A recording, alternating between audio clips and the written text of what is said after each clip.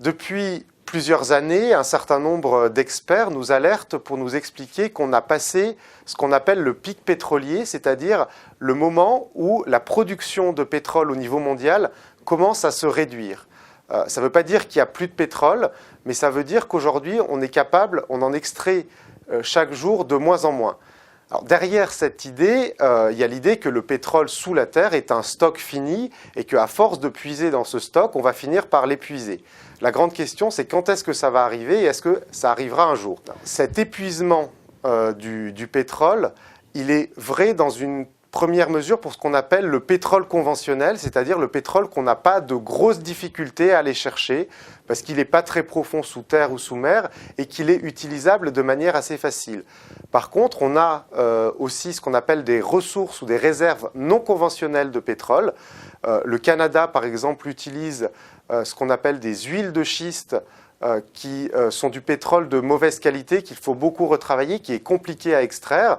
Et on découvre encore aujourd'hui du pétrole, notamment au large du Brésil ou de la Guyane, mais qui est situé très profond sous la mer, à 2000 ou 3000 mètres de profondeur, et donc on a un peu de mal à extraire. Même si aujourd'hui on n'a pas une idée exacte de la quantité de pétrole qui reste sous sol, on sait d'abord que cette ressource, elle est finie et qu'elle ne durera pas éternellement.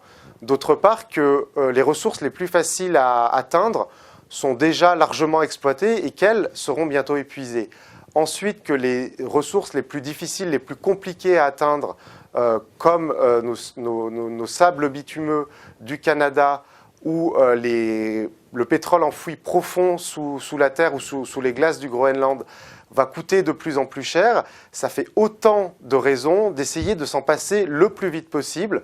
Il faut aussi s'en passer le plus vite possible parce que l'utilisation du pétrole provoque ce fameux réchauffement de la planète qui nous conduit vers un avenir climatique où le climat pourrait se réchauffer de 4 à 6 degrés d'ici la fin du siècle.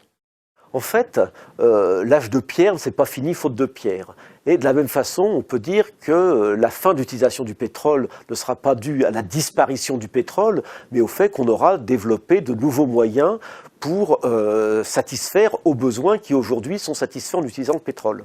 Donc c'est à travers la transition vers de nouveaux moyens, de nouvelles réponses à nos besoins énergétiques qu'est la réponse. C'est pas de savoir s'il va falloir essorer la dernière goutte de pétrole qu'il y a sur la Terre.